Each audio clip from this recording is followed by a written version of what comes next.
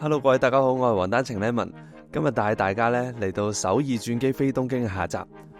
咁今日咧我喺仁川機場嗰度咧，咁啊準備轉機去東京，因為呢班機咧大概5點鐘到就已經 land 咗噶啦，咁所以就要嚟呢個東面嘅 Business Lounge 嗰度，咁就休息一下先。今次我乘搭嘅就係韓亞航空，咁嚟到首爾佢哋嘅大本營，當然個 lounge 係唔同啲噶啦。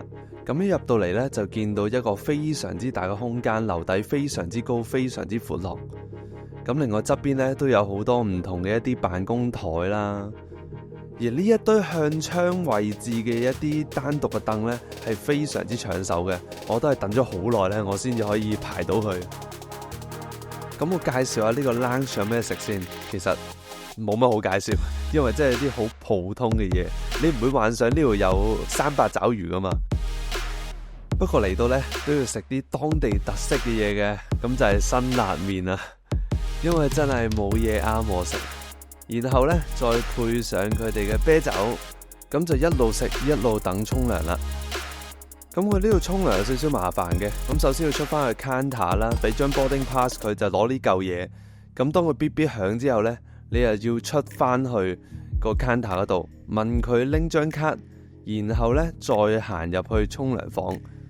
咁一入到呢個沖涼房就唔係話好大，不過呢啲嘢都齊全嘅。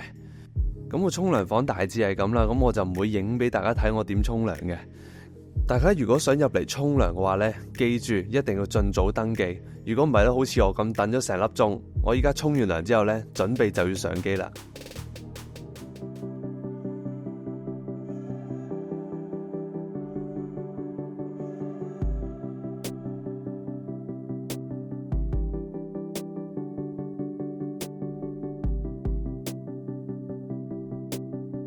雖然我而家係非常之眼瞓，但係咧我終於都可以搭到 A380上層啦，好正，好開心啊！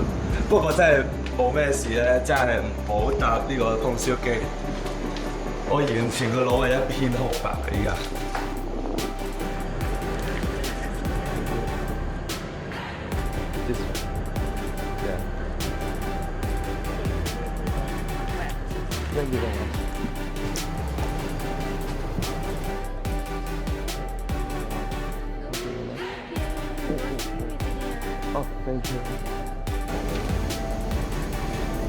Hello， 各位大家好，咁我而家終於上到嚟咧 A380咧上層啦。咁之前喺阿聯酋嗰邊咧就同大家應承過大家就係咧要上嚟呢度，咁今次咧就俾大家見到啦。不過就唔係阿聯酋，今次就係呢個韓亞航空嘅 A380商務艙。咁依家就講下呢一個座位有啲咩嘅設備啦。首先就係對拖鞋，都係質量唔錯嘅拖鞋啦。另外咧就有個耳機、讀書燈、耳機窿、USB、PSP， 好明顯係新好多嘅，見唔見到？咁另外啦，呢度有啲掣啦，就按鍵式嘅，咁就係調校翻呢個座椅嘅斜度啊，咁樣。個電掣咧就喺下邊嘅。咁呢個 Duty Free 啦，嘔吐袋啦，咁啊之前都講過噶啦，咁就唔再講，就擺喺側邊呢個位嘅。咁但係佢唔同嘅地方就係個 Safety Card 咧擺咗喺下邊嘅，呢個就改咗嘅，就係 A380。咁啊呢張台嘅打開方法咧，同香港航空咧就差唔多，都係可以推入去啦，都結實嘅。帶俾大家睇。就係呢一個儲物空間。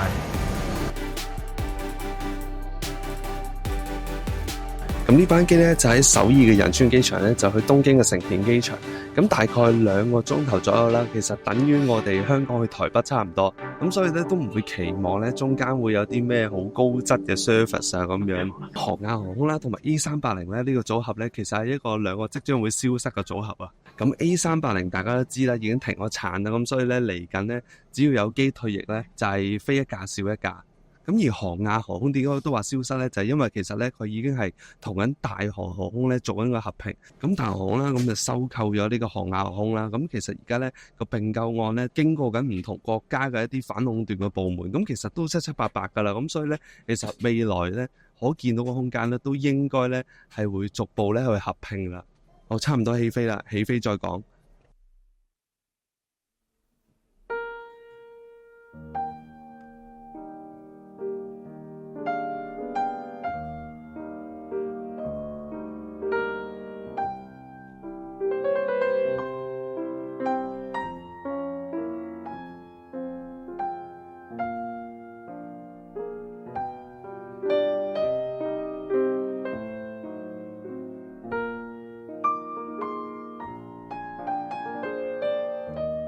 好，咁我哋首先睇下酒嘅 menu 先，咁都係同上一集差唔多。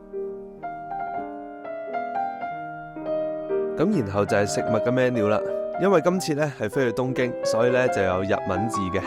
經過咗上一集嘅驚嚇之後呢，我決定一定要食韓國嘅嘢。其實我係冇認真睇過個 menu，我諗住 Korean food 呢就一定係韓國拌飯，但係原來唔係。咁根據 menu 上面僅有個中文字啦，同埋我常識啦，咁所以我就將呢堆野菜咁，然之後包咗一啲燒肉、泡菜同埋啲飯落去。老實講係非常好食嘅，比起上一集同埋喺 lunch 嘅嘢食呢，係好食過100倍。咁雖然今餐食完唔使啷口，但係都呢睇下個廁所先。咁個廁所呢，佢個面積呢，其實就同阿聯酋 A380嘅經濟艙係差唔多嘅啫，塊板都係一樣咁大，咁但係咧成個空間感咧，其實就同普通嘅 Econ 其實唔太大分別。嘢又食完，廁所去完，咁有啲咩搞呢？搞下部機先。咁個娛樂系統一樣有中文選擇，咁你見到個界面咧，同上一集 A330咧係完全唔同嘅。呢一個 PSP 咧個 mon 係非常之清晰嘅，咁當然你唔會喺呢度睇戲啦，咁一定係駁落個大 mon 度睇噶啦。咁個電影庫咧當然都係一樣嘅，咁但係呢個系統嘅流暢程度咧就完全唔同，就快手好多嘅。咁個反應咧雖然有少少遲緩，咁但係咧我覺得都係一個可接受嘅範圍。雖然咧仲有1個鐘都唔夠咧就到東京啦。咁但係咧都想躺平一下，畢竟咧上一集嗰3個鐘冇躺平過。咁今次呢個商務艙咧就採用呢個121嘅佈局，咁所以咧相對嘅位置咧就會寬敞一啲。A380就有2層，第一層就係 First Class 同埋 Econ， 第二層就係 Business 再加 Econ。咁喺2樓前邊咧就會有一個地方可以俾你坐一坐咁樣，有個 lounge 仔咁樣。咁當然啦，佢就唔會好似阿聯酋咁樣有個酒吧喺度，咁但係都係一個幾好嘅伸展空間。2個鐘嘅時間真係過得好快，不經不覺咧已經到達咗東京嘅上空。